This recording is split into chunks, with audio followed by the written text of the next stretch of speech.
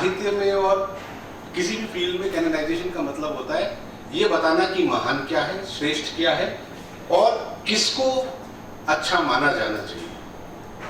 ये प्रक्रिया जो होती है वो कैनोनाइजेशन की प्रक्रिया होती है। आपके पाठ्यक्रम में कौन से लेखक लगेंगे, उनकी कौन सी रचनाएं लगेंगी, ये सारी जो प्रक्रिया है, और ये बहुत जटिल प्रक्रिया है। ऐसा नहीं होता है कि आपने लिखना शुरू किया और अपने आप ही कुछ होता जाता है। तो उस प्रक्रिया को समझने की कोशिश करेंगे कि हिंदी साहित्य में ये चीजें कैसे तय होती रही है कि क्या ग्रेट है, क्या अच्छा है, क्या पढ़ाया जाना चाहिए, आदि आदि आदि। तो शुरू करें आगे। साहित्य की दुनिया में जैसे बाकी जगहों पे होता है, ऐसा कुछ नहीं होता जो अन्यत्र नहीं होता है। इसलिए जो मेरी पहली स्लाइड है ना, वो आपको ये बताने की कोशिश करती है कि ये जो सवाल आता है स्त्री का या दलित का या आदिवासी का, ट्रांसजेंडर का, LGBTQ का, ये सारे सवाल इसलिए आते हैं क्योंकि समाज बराबर नहीं रहा है और एक लंबी जर्नी के बावजूद नहीं रहा है। 5000, 6000 BC, 500-600 BC में कहते हैं कि पहले रिपब्लिक बन गए थे, लेकिन उन रिपब्लिक में सब लोग बराबर नहीं थे। उसमें कुछ गुलाम होते थे, कुछ लोग ऐसे होते थे जिनके कम प्रिविलेज होते थे।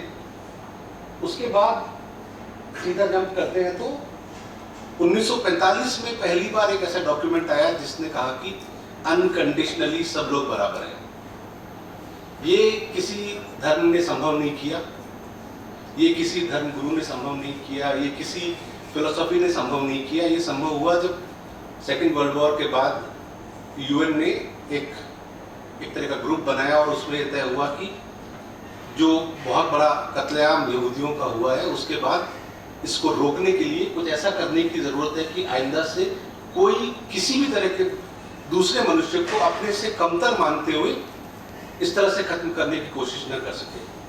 तो UN का ह्यूमन राइट्स का चार्टर बना और वो मुझे लगता है मनुष्य के इतिहास की सबसे बड़ी घटना है, क्योंकि उससे पहले अनएक्सेप्शनली कभी ये बात नहीं हुई थी कि सब लोग बराबर हैं।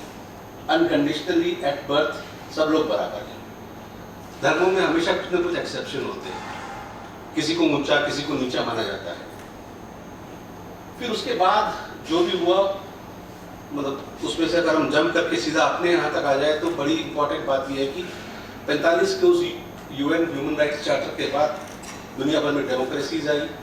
बहुत सारे जो ब्रिटेन के और फ्रांस के और पुर्तगाल के जो गुलाम देश थे वो आज़ाद हुए और वहाँ पे जो नई डेमोक्रेसीज आई उन्होंने सीधा उस चार्टर को स्वीकार कर लिया। आप भारत का संविधान ही देख लीजिए जो 1950 में आया है, वो ऑलरेडी उन सारी वैल्यूज को मानते हुए आया है। यानी ये एक बड़े लेवल पे दुनिया में होने वाला प्रोग्रेस का ग्राफ है। तो हम ये मान सकते हैं कि जब डेमोक्रेसी आ गई उसके बाद कम से कम बराबरियां आने के लिए प्लेटफॉर्म तो बन गया होगा। ये बाहर की दुनिया है, मतलब जो ब्रॉडर दुनिया है। उसके अगली स्लाइड में देखते हैं कि हिंदी साहित्य में, खासकर जो मॉडर्न हिंदी साहित्य है, उसमें कैसे प्रक्रिया चलती रही है। तो मॉडर्न हिंदी साहित्य को अपन 19वीं शताब्दी में लोकेट करके देखते हैं, क्योंकि उससे पहले का जो हिंदी साहित्य है वो ज्यादातर बोलियों का साहित्य है और ये 19वीं शताब्दी में 1857 के गदर के बाद की बहस है, जहाँ पे हम हिंदी और उर्दू को, खासकर खड़ी बोली हिंदी को, एक भाषा के रूप में बनता हुआ देखते हैं। तो आप में से बहुत सारे लोग वाकिफ होंगे कि अंग्रेजों ने एक फोर्ट विलियम कॉलेज बनाया था और भारतीय भाषाओं के बारे में, भारतीय साहित्य के बारे में पढ़ने लिखने की शुरुआत उन लोगों ने कर दी थी। तो ये जो तीन नीचे दिख रहे हैं, गिलक्रिस्ट, ग्रियर्सन और तासी, इन लोगों ने शुरुआती काम किया। ग्रियर्सन का जो भारतीय भाषाओं का सर्वेक्षण था वो अभी तक एक आइकॉनिक काम माना जाता है उसकी प्रॉब्लम्स के बावजूद। तो वो जब शुरू हुआ तो तब ये हुआ कि हमारे बारे में बाहर के लोग अध्ययन कर रहे हैं तो हम खुद क्यों नहीं कर सकते, हम अपने बारे में बताएंगे कि हम क्या हैं। तो वो एक तरह से शुरू हुआ भारतेंदु के साथ। भारतेंदु अपने बारे में बात करने की कोशिश करते हैं, भारत क्या है, भारत की क्या दुर्दशा है, हम कौन है, कहाँ जा रहे हैं, जो मैथिली शरण गुप्त तक चलता है एक तरह से। उसके बाद महावीर प्रसाद द्विवेदी है, फिर रामचंद्र शुक्ल हैं, उसके बाद थोड़ा और आधुनिक जमाने में हजारी प्रसाद द्विवेदी है, विजय देव नारायण शाही है, अज्ञे सप्तक निकालते हैं 1943 में, और एक तरह से मॉडर्न एक्सपेरिमेंट राइटिंग वगैरह शुरू होती है। उसके बाद मुक्तिबोध है और फिर अभी इन दिनों में देखें तो पिछले 30-40 साल में नामवर सिंह है, रामविलास शर्मा है, निर्मल वर्मा है, अशोक वाजपेयी है, ये सब लोग एक तरह से डिसाइड करते हैं कि क्या ग्रेट है, क्या अच्छा है, क्या पढ़ाया जाएगा, आदि आदि आदि। यही कैनोनाइजेशन है। अब जब ये शुरू हुआ था तो हमारे पहले संकट ये थे कि अंग्रेज हम पर राज कर रहे हैं, तो हमें अपने आप को डिफाइन करना है कि हम कौन हैं। तो जो उपनिवेशवाद था उसके विरुद्ध अपने आप को डिफाइन करते हुए हमारा ये प्रोसेस शुरू हुआ, हमारा आलोचना का, कैनन का। तो वो अच्छा राइटर होगा जो ये डेफिनेशन बनाने की कोशिश कर रहा होगा, जो इन प्रश्नों से जूझ रहा होगा, जिसके लेखन में ये सब दिखाई दे रहा होगा। और उस शुरुआती दौर में ये देखा गया कि जो हमारे आलोचक थे, मिश्र बंधु और मावली द्विवेदी और ये सारे लोग, उन लोगों को ऐसा लगता था कि जो इस डेफिनेशन में आएगा वो एक बड़ा राइटर है, जो इन सवालों से जूझ रहा है वो एक बड़ा राइटर है। और क्योंकि वो एक आधुनिक जमाने को देख रहे थे तो उनमें ये भी था कि ये सिर्फ अपने सुख के लिए नहीं होना चाहिए, इसमें कुछ लोक मंगल और इस तरह की सामाजिकता और ये सारे। तो शुरू में जो प्रतिमान बन रहा था, जो कैनन बन रहा था, वो इन चीजों को लेकर बन रहा था। ये एक तरह से हिंदी का बुनियादी प्रतिमान बना। और उसके बाद आगे जब हम बढ़ते हैं तो फिर ये हुआ कि हिंदी नवजागरण की एक अवधारणा आई जो मुख्यतः रामविलास शर्मा की देन है। उन्होंने कहा कि जैसे इटली में कभी रिनेसा हुआ था, जैसे हम मानते हैं कि बंगाल में 19वीं सेंचुरी में एक रिनेसा हुआ था, वैसे ही उसी के जैसा कुछ 19वीं शताब्दी में हिंदी में भी हुआ था। भारतेंदु जो कर रहे थे वो एक तरह से रिनेसा का पार्ट है। उसके बाद से जो हिंदी में सक्रियता होती है वो सब, जिसमें मावली द्विवेदी है, उनकी सरस्वती पत्रिका है, ये सब जो है वो हिंदी नवजागरण है। तो वो उस वक्त ये एक बड़ी चीज बन गई कि कौन अपने आप को खोज पा रहा है, कौन भारतीयता को खोज पा रहा है, कौन अपनी अस्मिता को देख पा रहा है। और धीरे धीरे आगे बढ़ते बढ़ते उसमें बाकी प्रश्न जुड़े कि साहित्य जो है वो ऐसा अलग क्या करता है जो मसलन मान लीजिए इतिहास नहीं करता है या कोई और दूसरी विधा नहीं करती है, उसकी ऑटोनॉमी की बात आई। उसी तरह से उसमें फिर प्रगतिशील चिंतन आया और वर्गीय चेतना और बहुत सारी चीजें जुड़ती चली गई। तो हिंदी में किन चीजों पर किसी रचना को महान बताया जाएगा या उसको कैनोनाइज किया जाएगा या उसको सिलेबस में लाया जाएगा, उसके आधार ये सब चीजें बनने लगी। और ये टकराहट जो है वो धीरे धीरे बढ़ी कि जो एक परंपरावादी क्लासिकल अप्रोच है उसके मुकाबले में एक जो प्रगतिशील और आगे देखने वाली और बराबरी में बात करने वाली अप्रोच है, वो आपस में कैसे डायलॉग करेंगे। नेक्स्ट, 1950 के दशक में दुनिया में शीत युद्ध से शुरू हो गया था, क्योंकि दो बहुत ही डोमिनेंट आइडियोलॉजीज थी जिनको आमतौर पर हम अमेरिकी और रूसी कैंप से और आइडियोलॉजी से जानते हैं। तो उसका असर भारत पर भी पड़ रहा था और वो बहुत लंबा एक शीत युद्ध चला है हिंदी साहित्य के विमर्शों में भी, जहाँ लगभग दो फिक्स खेमे से बन गए थे, जिनमें एक तरफ जो है लेफ्ट और राइट, एक तरह से जो आज भी हम बहुत सारी टकराहट देखते हैं। तो उन लेफ्ट और राइट खेमों में ये हो गया था कि एक तरफ लगातार बात हो रही थी कि रेजिस्टेंस, परिवर्तन, प्रतिरोध, प्रतिबद्धता, लेखक को ये करना चाहिए, ये नहीं करना चाहिए। और वो कह क्या रहा है ये बहुत इंपॉर्टेंट है, कैसे कह रहा है ये इतना इंपॉर्टेंट नहीं है। तो ये एक तरह से सोचने वाली एक कैंप बनी। और उसकी दूसरी तरफ जो थे उन लोगों का ये था कि वो परंपरा के बारे में ज़्यादा बात करना चाहते थे, वो साहित्य की ऑटोनॉमी के बारे में ज़्यादा बात करना चाहते थे। और उनका ये भी था कि वो जो परंपरा से मिला हुआ काव्य शास्त्र था उस पर बात करना चाहते थे, उसको अभी भी रेलिवेंट मानते थे, उसको बार बार खोजने की बात करते थे। उसके अलावा जो एक कल्चरल सेल्फ की चीज़ पिछली सदी से चली आ रही थी वो अभी भी इम्पोर्टेंट थी, जिसपे मोटे मोटे तौर पर ये कहना अब गलत नहीं है, बहुत सारे अध्ययन हो चुके हैं कि वो कल्चरल सेल्फ हिंदू सेल्फ था। ये बहुत सारे अध्ययनों से निकल के आया है। और ये इसके अलावा सभ्यताओं के टकराव की भी कई बार इसमें एक गूंज दिखाई देती थी कि जो पेगन तरीके से सोचने वाले लोग हैं वो अलग होते हैं और जो नॉन पेगन तरीके से सोचने वाले लोग अलग होते हैं, आदि आदि आदि। तो ये इन चीजों के आधार पर एक तरह से कुछ लेखकों को कैनोनाइज करने की कोशिश कर रहे थे, दूसरी तरफ इन चीजों के आधार पर कुछ लेखकों को कैनोनाइज करने की कोशिश की जा रही थी। लेकिन जाहिर है कि कुछ लोग खाली बात करके तो कैनोनाइज कर नहीं सकते, उसके लिए और भी कुछ साधो सामान चाहिए होगा ना। आपके लेख लिख देने से, आपके बात कर देने से कैनोनाइजेशन नहीं होता है। नेक्स्ट, वो होता है बहुत सारी संस्थाओं से। तो ये सारी संस्थाएं हैं जो हिंदी के नाम पर बनी हैं और उसमें तीन तरह के प्लेयर होते हैं मोस्टली। एक वो संस्थाएं होती है जो राज्य बनाता है, जैसे मान लीजिए ये एकेडमी भी राज्य का एक उपकरण है। तो ऐसी बहुत सारी संस्थाएं राज्य बनाता है, और हिंदी के लिए बहुत सारी संस्थाएं राज्य ने बनाई, जैसे मान लीजिए हिंदी नागरिक भाषा प्रचार समिति, हिंदी साहित्य सम्मेलन, ऐसे बहुत सारे इदारे उन्होंने क्रिएट किए। दूसरी तरफ ऐसी संस्थाएं थी जो मुख्यतः प्रगतिशील थी, और उनका ये कह सकते हैं कि वो एक तरह से राजनीतिक दलों के उपकरण थी। और तीसरी तरफ ऐसी संस्थाएं थी जो कॉर्पोरेट थी या नॉन प्रॉफिट थी, या लेकिन प्राइवेट थर्ड प्लेयर्स की थी। जैसे मान लीजिए भारतीय ज्ञानपीठ जो भारत में सबसे बड़ा साहित्य का पुरस्कार देता है, वो टाइम्स ग्रुप से जुड़ा हुआ है, तो वो एक कॉर्पोरेट इनिशिएटिव से निकली हुई संस्था थी। नेक्स्ट, मेरे ख्याल से आज के लिए इसको हम थोड़ा स्किप कर सकते हैं कि किसी जिनको हम बड़ा लेखक मानते हैं उनको आखिर बड़ा कैसे बनाया गया। मैं सिर्फ एक एग्जांपल लेता हूँ, बाकी ड्रॉप करता हूँ। जैसे मान लीजिए कबीर को हिंदी के शुरुआती कैनन में बड़ा राइटर नहीं माना जाता था। जब पहला हिंदी का कैनन बना, विश्व बंधुओं ने बनाया, तो उनके नवरत्नों में पहले एडिशन में कबीर शामिल नहीं थे। उस वक्त तक ये मानते थे कि तुलसी और सूर और जायसी वो ज्यादा बड़े राइटर हैं। उसके बाद जब उन्होंने 24 में दोबारा उसका एडिशन निकाला तो कबीर को इंक्लूड किया। लेकिन कबीर पर असली फोकस गया जब हजारी प्रसाद द्विवेदी आया था। एक तरह से उन्होंने उन पे काम करके और एक किताब लिखकर उनको एस्टैब्लिश किया। ऐसी ही जो कहानियां है ना, जटिल कहानियां, वो इन सब लेखकों को बड़ा बनाने की रही है। जैसे मान लीजिए प्रेमचंद का जो शुरुआती काम है वो एकदम अलग तरह का है। जब वो प्रगतिशील लेखक संघ में आते हैं और उसके बाद का काम जो है वो एकदम अलग तरह का है। उनका जो सेकंड फेज है वो एकदम अलग तरह का है। ऐसी बहुत सारी कहानियां हैं। लेकिन आज के प्रश्न के हिसाब से इंपॉर्टेंट ये है कि ये जो अवार्ड्स थे, इन सब चीजों से जो कैनोनाइजेशन होता है उसमें स्त्रियों की मौजूदगी बहुत ज्यादा नहीं रही है। जैसे मान लीजिए साहित्य अकादमी और ज्ञानपीठ, ये दो सबसे बड़े पुरस्कार रहे हिंदी की दुनिया में। तो पहले 45 साल में सिर्फ एक महिला को साहित्य अकादमी मिला, कृष्णा सोबती, उनकी हम बात कर चुके हैं। उसके बाद 2001 में अलका सरावगी को मिला, और पिछले 10 सालों में 4 और महिलाओं को मिला। ज्ञानपीठ पुरस्कार सिर्फ 2 महिलाओं को मिला है अब तक।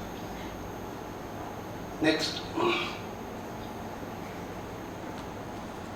और कैसे कुछ लोग बड़े होते हैं, उनके पास कितनी तरह की टूल्स होती है जिससे वो एक साहित्यिक पर्यावरण में कैनलाइजेशन को, क्या ग्रेट होगा, क्या कहाँ लगेगा, उसको डिसाइड कर सकते हैं। उसके ये 2 बड़े एग्जाम्पल हैं।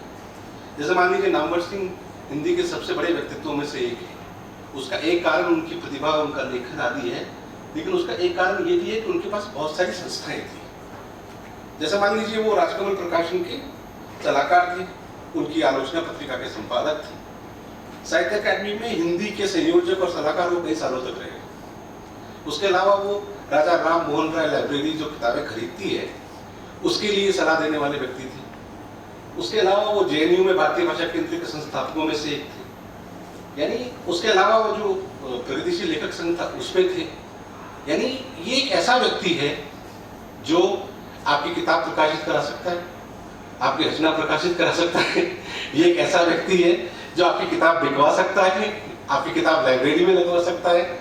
ये एक ऐसा व्यक्ति है जो आपको साहित्य अकादमी भी दिला सकता है। ये एक ऐसा व्यक्ति है जिसकी वजह से आपको जेएनयू में और दूसरी यूनिवर्सिटीज में पढ़वाया जा सकता है और नौकरियां भी मिल सकती है। जी क्या? बिल्कुल, वो उसमें भी उस्ताद थे। He was a great personality and a lot of talent there। उसी तरह से अशोक वाजपेयी जो है वो एक आईएएस थे।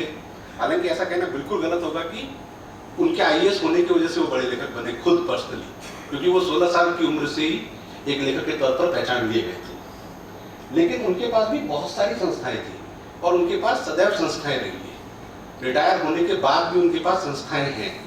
आज भी उनके पास एक ऐसी संस्था है जिसकी वजह से 5 हिंदी युवा लेखक पेरिस घूम रहे।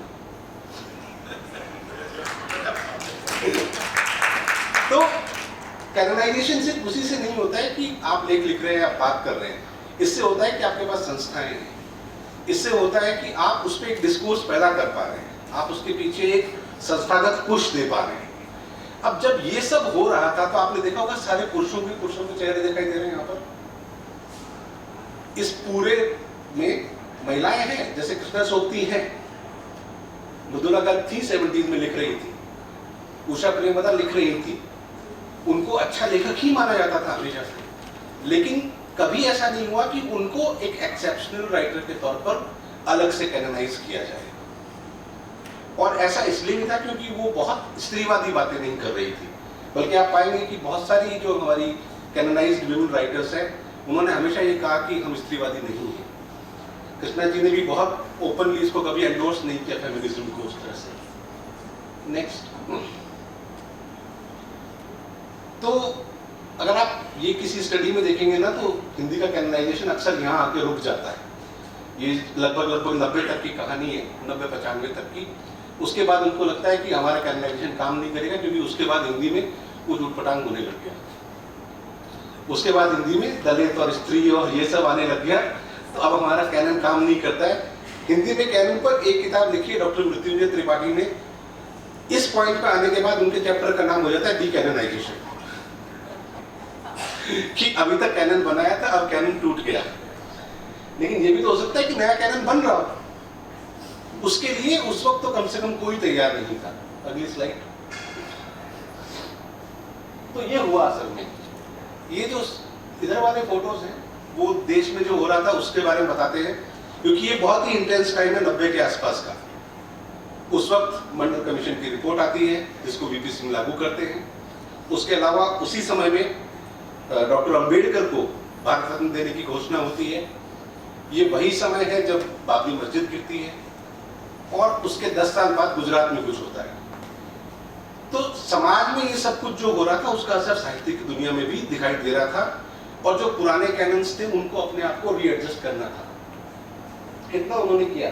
इसमें दो बड़े किरदार इंपॉर्टेंट हैं, मतलब बहुत सारे लोग इंपॉर्टेंट हैं। यह सिर्फ स्लाइड और विमर्श की सुविधा के लिए दो लोगों के फोटो है यहाँ पर। Rajendra Yadav as an editor, जिन्होंने इसके लिए बहुत जगह क्रिएट की, और उन्होंने कभी ऐसा नहीं कहा कि जैसे अभी सुजाता कह रही थी कि मैं आपके लिए जगह बना रहा हूँ टाइप। उसके अलावा ओम प्रकाश वाल्मीकि, जिनकी एक किताब ने दलित एस्थेटिक्स के बारे में, दलित राइटिंग के बारे में बहुत सारे लोगों की नजरिए को बदल दिया। ये सब हुआ है समझ लीजिए आप 2000 के आसपास होना शुरू हुआ है, और तब से हिंदी में कैनन की समस्या बहुत विकराल हो गई है बहुत सारे लोगों की। उनको समझ में नहीं आ रहा कि हम अपने पुराने वाले कैनन का क्या करें। नेक्स्ट। तो ऐसे में जैसे मैं यहाँ पे सिर्फ 3 एग्जांपल दे रहा हूं आपको कि इसको कैसे नए कैनन्स कैसे आए। शरण कुमार लिम्बाले ने दलित एस्थेटिक्स पर किताब लिखी। उन्होंने कहा कि आपका होगा अपना कोई सौंदर्य शास्त्र, पर हम जो लिख रहे हैं उसका अपना एक सौंदर्य शास्त्र है, और वो ऐसा है। ओम प्रकाश वाल्मीकि ने खुद दलित सौंदर्य शास्त्र पर एक किताब लिखी, और ये सुजाता ने आलोचना का स्त्री पक्ष लिखा। तो ऐसे लोग आए जिन्होंने कहा कि स्त्रियां लिखेंगी, दलित लिखेंगे, लेकिन वो अपनी थ्योरी, अपना एस्थेटिक्स भी एक्सप्लेन करेंगे, बताएंगे, उसको बिल्ड करेंगे। सिर्फ ऐसा नहीं होगा कि हम लोग लिखने लग गए, अब पापा हमको भी अच्छा मान लो ना, ऐसा नहीं होने वाला है। हम अपना एस्थेटिक्स, अपने लिए जगह, अपने लिए एक भूमि खुद बनाएंगे। नेक्स्ट। लेकिन उनके सामने सबसे बड़ी चुनौती क्या रखी पुराने कैनन ने, ये बहुत दिलचस्प है। जब भी नई स्त्रियां आई, जब भी नए दलित लेखक आए, तो उन्होंने कहा इनमें कलात्मकता नहीं है। सुजाता ने जिन सारे प्रश्नों को बोला कि बाहर से आने वाले प्रश्न हैं, वो सबसे बड़ा हर्डल, बाधा बन गए। आप देखिए हर फील्ड में एंट्री लेवल पे कुछ बाधाएं होती हैं। जैसे मान लीजिए आप आईएएस में घुसना चाहते हैं, तो बहुत बड़ी एंट्री लेवल की बाधा है। उसके लिए आपको दुनिया भर का इतना मुश्किल एग्जाम देना पड़ता है, और तब आप उसमें घुस पाते हैं। उसी तरह से अगर आप आईआईटी में जाना चाहते हैं तो एंट्री लेवल की बाधा बहुत बड़ी है। आप सोचते होंगे साहित्य में तो इतनी बड़ी एंट्री लेवल की बाधा नहीं होनी चाहिए, क्योंकि ये लोगों की अभिव्यक्ति का मामला है, और वो अपने आप को अभिव्यक्त कर रहे हैं, अपने जैसे लोगों को अभिव्यक्त कर रहे हैं। लेकिन वहां पर भी गेट कीपर्स होते हैं। उन्होंने कहा ना, किलेबंदी होती है, पहरेदार होते हैं, चौकीदार होते हैं, गेट कीपर्स होते हैं जो कहते हैं कि नहीं नहीं नहीं नहीं, साहित्य तो ऐसे लिखोगे तो ही अंदर घुस पाओगे, वैसे लिखोगे तो अंदर नहीं घुस पाओगे। तो गेट कीपिंग जो है वो बहुत स्ट्रांग थी। और स्त्रियों के मामले में सबसे दुर्भाग्यजनक ये था कि जो मौलिकता का प्रश्न है उन्होंने एक अलग फिलोसॉफिकल लेवल पे उठाया है, लेकिन स्त्रियों को इस बात का सामना हिंदी में कई बार करना पड़ा कि उनके बारे में ये प्रमाद फैला दिया गया कि वो लिखती ही नहीं है खुद। उनकी राइटिंग कोई और करता है। ये ऐसे सनसनीखेज टाइप के जिन पे पुरुष लेखक पता नहीं महीनों तक चर्चा करते रहते थे, ऐसे किस्से बहुत हुए हैं। और जिनको आज हम बहुत रिस्पेक्टेड कैनोनाइज्ड वुमेन राइटर्स मानते हैं, उनके साथ भी हुए हैं शुरुआती दिनों में। तो ये एक सबसे बड़ा झंझट था कि आपको राइटर ही नहीं मान रहे। ये कुछ वैसा ही है जैसे शुरू में जब सरपंच बननी शुरू हुई थी औरतें, तो होता था ना कि भाई वो नहीं चुनाव लड़ रही है, कोई और उनके लिए चुनाव लड़ रहा है, उनका सिर्फ नाम जा रहा है। ये कुछ वैसी चुनौती थी जो स्त्री लेखन को झेलनी पड़ी, जो दलित लेखन के साथ भी नहीं हुआ उस लेवल पर। ये एक बहुत बड़ा बैरियर लगा दिया कि आपको वैलिडी नहीं मानेंगे, आपका तो लिखता कोई और है, आप नहीं लिखती। तो उनकी अथॉरिटी को ही हाईजैक करने की कोशिश की गई, उसको डाउटफुल बनाने की कोशिश की गई। हमेशा उनका एक मेंटर ढूंढा गया कि शायद ये घोस्ट राइटर है उसका। तो एक लेवल पे वो था। और दूसरा सबसे बड़ा एंट्री बैरियर था कि आप कलात्मक नहीं हो, आपके पास भाषा अच्छी नहीं है। मुझे इस दुनिया में 20 साल हो गए हैं और मैंने बहुत सोचा है कि कलात्मकता क्या होती है, और मेरे पास इसका कोई जवाब नहीं है। ये कोई ऐसा मेरिट टेस्ट नहीं है ना जिसमें आप बहुत क्लियरली बता सको। अगर मान लीजिए आप क्रिकेट खेल रहे होते हैं और आप हर पारी में 50 रन बना रहे होते हैं, आप दुनिया के सबसे महानतम लोगों में हैं, वहां पे कोई डाउट नहीं है इसको लेकर। लेकिन यहाँ पे कैसे पता चलेगा कि ये जो लिख रहा है वो महान है कि नहीं है, और ये जो नया लड़का लिख रहा है या नई लड़की लिख रही है वो कैसा है? 20 साल बाद पता नहीं है कैसा होगा। तो ये जो एंट्री लेवल बैरियर था, एक तो ये था कि आपकी अथॉरिटी नहीं है, आप लिखते ही नहीं हो, और दूसरा ये था कि आपके लिखे में कलात्मकता नहीं है। और वहीं पे वो मौलिकता का संकट आता है जिसका सुजाता ने इशारा किया था कि ये कैनन तो कुछ और है, ये तो हमें मान नहीं रहा, तो इसको जो अच्छा लगता है वो लिख देते हैं। तो वो आप ऐसा नहीं कि ऐसे एक दिन खट से डिसाइड करते हो, वो बहुत दिनों तक आपके ऊपर सबकॉन्शियस में कॉन्शियस में काम करता है और धीरे धीरे आपके लिखने पर असर डालता है। तो मैंने ये पाया कि जो लोग भी कलात्मकता की बात करते हैं वो बेसिक 6-7 बातें करते हैं। और वो बेसिक 6-7 बातें क्या है? पहली है भाषा ठीक नहीं है, दूसरी है शिल्प ठीक नहीं है, तीसरी है संयम की कमी है, जल्दबाजी में लिख रहे हैं, उछल उछल के कूद कूद के लिख रहे हैं, चौथी साधना करिए, ऐसे थोड़ी होता साहित्य वाहित्य में, ठीक है, पांचवी गहराई की बहुत कमी है, आप उसको नापेंगे कैसे? क्योंकि ये ह्यूमैनिटीज है, ये एक्सप्रेशन है, इसमें आप गहराई कैसे नापोगे? वो किसी को पढ़ के लग सकता है कि ये बहुत गहरी बात है। जैसे मान लीजिए अमिताभ बच्चन की फिल्में, हम में से बहुत सारे लोगों को मेन स्ट्रीम सिनेमा लगती है जो बहुत कलात्मक नहीं है, लेकिन वो कितने लोगों के लिए बहुत गहरा कलात्मक अनुभव रही है। तो आप यूनिवर्सलाइज कर रहे हो उस एक्सपीरियंस को भी कि जो हमें गहरा लगता है वही गहरा है। उसी तरह से अध्ययन, अब जिनके पास सुविधा होगी वो अध्ययन कर पाएंगे ना। एक बार मैंने खुद ही एक लाइन लिखी थी कि भाई जितने की तुम किताबें खरीदते हो और आजकल फेसबुक पे दिखाते हो कि मैं ये किताब पढ़ रही हूँ, उतने का मुझे खाना नहीं मिलता है भाई, लेकिन मुझे भी लिखना है। तो वो जो गैप है प्रिविलेज का, आप तो कहते हो कि अध्ययन करो, बहुत अध्ययन व्यवसाय करो, वो सब करो, पर उसके लिए वहां तक आने में मुझे टाइम लगेगा, मेरे पास तो अभी नहीं है। अभी मैंने इधर उधर से कुछ पढ़ा है, लेकिन मुझे भी लिखने का लग रहा है तो मैं लिख देती हूँ। तो वो अध्ययन की जो एक एंट्री, ये सारे एंट्री लेवल के बैरियर है बेसिकली। और कई बार तो ये भी हुआ है कि खासकर कविता के फील्ड में कि छंद, बहुत सारे रिग्रेसिव लोगों को हमने इसलिए भी झेला है क्योंकि उनको छंद बहुत अच्छा आता है। और ये हिंदी कैनन की स्थायी समस्या है, आज भी बनी हुई है। अगर किसी को अच्छा छंद आता है तो फिर उस पर क्या बात कह रहा है हम जाने देते हैं एक बार। नेक्स्ट, ये सब टूल्स आजमाता है आपके ऊपर, वो मेरिट फिक्स करता है और वो जो फिक्स करेगा वही मेरिट है। अब भारत जैसे देश में जहां वर्णाश्रम एक सामाजिक सच्चाई है, वहां पे मेरिट बहुत ही जटिल चीज है। उसको इतना यूनिवर्सल ढंग से कोडिफाई कर देना, उसको एक ऐसे फिक्स कर देना बहुत ही मुश्किल काम है कि मेरिट क्या होती है। फिर उसकी पुलिसिंग करना कि इसमें गहराई नहीं है, इसमें वो नहीं है, इसमें ये नहीं है। तो वो मेरिट पुलिसिंग और कुल मिला के मेरिट पर आधारित एक संरचना बनाना। और फाइनली एक जो चीज मुझे लगती है वो ये है कि एक तरह का एस्थेटिक वर्णाश्रम है कि जैसे मान लो एक खास तरह की रचना जो है, एक खास तरह की एस्थेटिक्स जो है, वही उसी को श्रेष्ठ माना जाएगा, उसी को कैनोनाइज किया जाएगा। और ये सबसे पहले दलितों और स्त्रियों और आदिवासियों और एलजीबीटीक्यू से पहले जो देखा गया है वो पॉपुलर आर्ट के साथ देखा गया है। खुद हिंदी में ही एक बहुत बड़ा पल्प का रहा है, जिसको हमेशा से ऐसा देखा गया कि वो एक लोअर उस पर है। और इसी वजह से ये हुआ कि हिंदी में हम बहुत सारे जॉनरा या उसको लेकर स्पेसिफिक आलोचनाएं नहीं बना पाए। हमको सबको एक ही तरीके से देखना था, वो क्राइम लिख रहा हो, हॉरर लिख रहा हो, कुछ भी लिख रहा हो, हमको एक ही लिटरेरी कैनन के दायरे में उसको देखना था या उससे बाहर करना था। मुझे ऐसा लगता है कि कुल मिलाकर जो भी कैनन चला है उसने एंट्री बैरियर खड़े किए और लोगों को नहीं घुसने दिया, उसकी गेट कीपिंग की। उसके लिए उन्होंने मेरिट की जो पूरे कॉन्सेप्ट है उसको एक खास तरह से डिफाइन किया और अल्टीमेटली उससे ये हुआ कि एक खास तरह का यूनिवर्सल एस्थेटिक्स बनेगा जो सबके लिए लागू हो सकता है और वही श्रेष्ठ है। नेक्स्ट, जो मुझे लगता है कि स्त्रियों के लेखन में कि बहुत सारी स्त्रियां लिख रही हैं लेकिन बहुत सारी स्त्रीवादी स्त्रियां नहीं लिख रही हैं और स्त्रीवादी लेखन मैं और पढ़ना चाहता हूँ। मुझे लगता है कि वो कह रही है कि अलग से प्रकाशन नहीं करना चाहिए, लेकिन हिंदी को और अब तो भारत को कम से कम एक फेमिनिस्ट प्रकाशन की जरूरत है।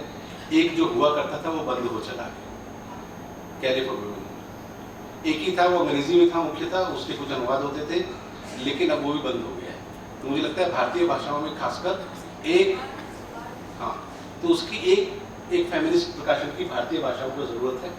और जो सुजाता ने कहा कि कुछ साझेदारियों की जरूरत है, कुछ लेवल पे कुछ साझेदारियां, जैसे मान लीजिए क्या हम वर्ग के साथ जो बात करने वाले हैं, वर्ग को प्राइमरी फिल्टर मानने वाले हैं, उनके साथ साझेदारी कर सकते हैं। उस तरह की साझेदारियों के बारे में ये मैं और देखना चाहता हूँ।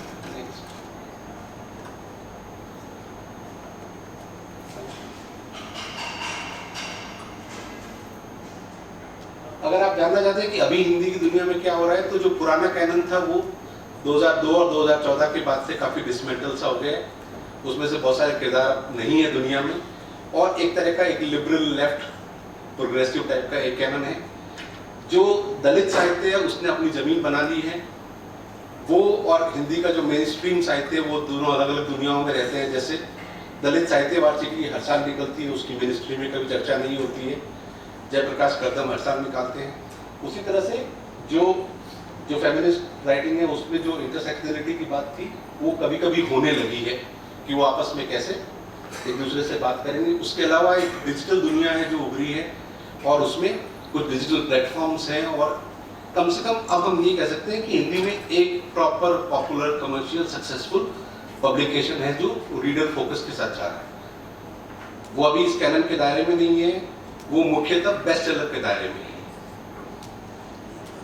नई वाली हिंदी जिसको कहा जा रहा है। तो अभी हिंदी साहित्य की दुनिया में ऐसा चल रहा है। अब एंट्री बैरियर्स लगभग खत्म हो गए क्योंकि अब आपके पास डिजिटल मीडिया है, सोशल मीडिया है, आपको कोई एंट्री लेवल पर रोक नहीं सकता। लेकिन अभी भी क्या अच्छा है, क्या बुरा है, क्या श्रेष्ठ है, उसके लिए गेटकीपर्स और उसके लिए पंडित मौजूद हैं। शुक्रिया।